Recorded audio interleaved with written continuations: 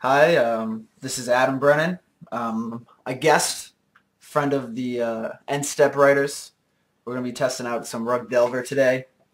Um, we'll start with the namesake one-drop Delver Secrets. He's the best creature in your deck. He swings for 3 on turn 2. He's usually the reason why you win. We'll follow that up with Nimble Mongoose. He's very tough to deal with. Shroud. He gets to become a 3/3. There are 7 or more cards in the graveyard, and with all these instants and sorceries and fetch lands and wastelands, he gets 7 cards go to the graveyard really quick. Our other green creature we have is Tarmogoyf. He's the largest 2-drop you can play, and he's perfect for the style of deck that just wants to swing every turn. Um, in my list, I have cut the 4th Tarmogoyf for a Grim Lavamancer to deal with all the Deathrite Shamans running around. Deathrite Shaman is very, very problematic for this deck as he takes away Threshold and ramps your opponent to spells that will go over the top of all your spells. And, alright, moving on, we'll go to the actual spells in this deck. Very basic, 4 Brainstorm, 4 Ponder. This is the engine of your deck. This is how you get through. This is how you find the spells that are relevant at the time. They also help set up flipping Delver, and they also put cards in the graveyard to threshold up your Nimble Mongoose. This version of Rug runs 4 Stifle. Stifle in combination of Wasteland makes you the best Wasteland deck out in the metagame right now, as you can stifle your opponent's Wastelands, and also then your Wastelands are very effective. Makes your dazes better too. It also makes your dazes better. And we also have Force of Will and Daze as your counter spells in this deck. Force of Will hits everything. You play a lot of blue cards in this deck, so Force of Will is live most of the time. Daze is also very good as you only need 1 or 2 mana to make this deck run, so you can use the mana in play to cast Daze. The other 2 one-drop counter spells we have in this deck is 2 Spell Pierce and 1 Spell Snare. This part of the deck changes quite frequently, depending on the metagame. Spell Snare is good against Stoneforge Mystic, Snapcaster Mage, and other opposing Tarmogoyfs, and Spell Pierce is definitely better in combating removal spells and combo decks. This Is a Charm also acts as a 3rd Spell Pierce or as a shock effect, and it is currently being played in my list because of the utility it provides.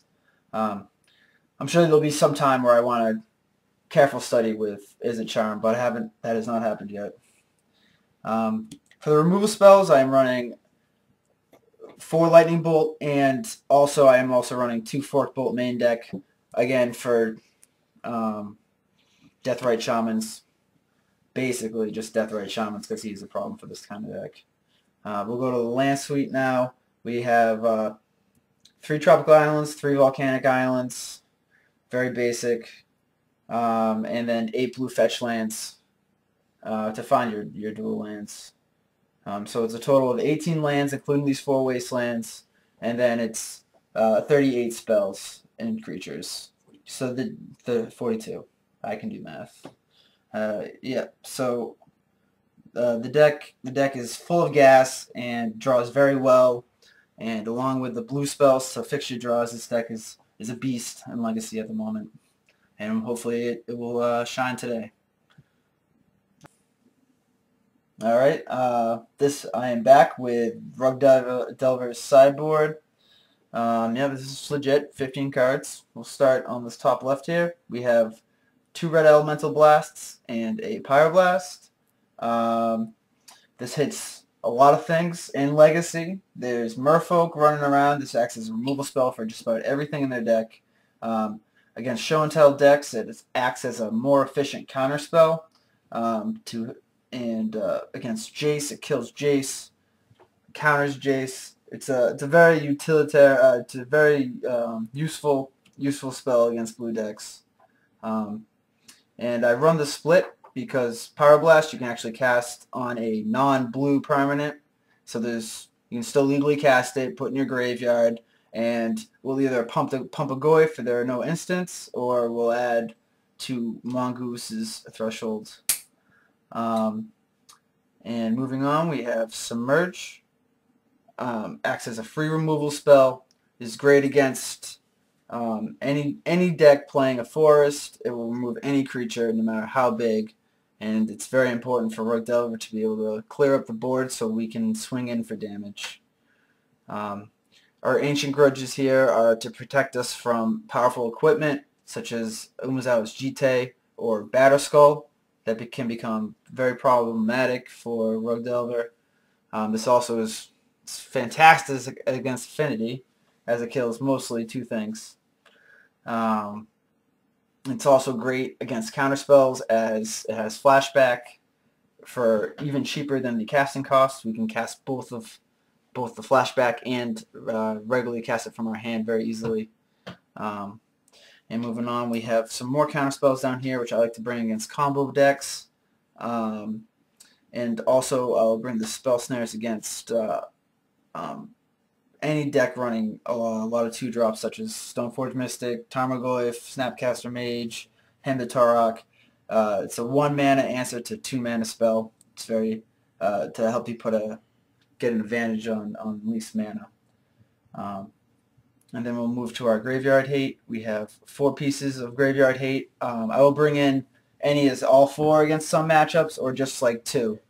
Against Punishing Fire, I will definitely bring in the Surgical Extractions, as it removes that completely from their deck. Also against Life from the Loam, it is very effective. Grafdigger's Cage will come in against Dredge, Reanimator, maybe even the new list of elves showing up that plays Natural Order and Green Sun Zenith to find their big fatties. And then Fairy Macabre is also a great answer in the Reanimator matchup, as it is uncounterable, and it will move 2 creatures. Yep, so this is Rogue Delver sideboard. It changes every week.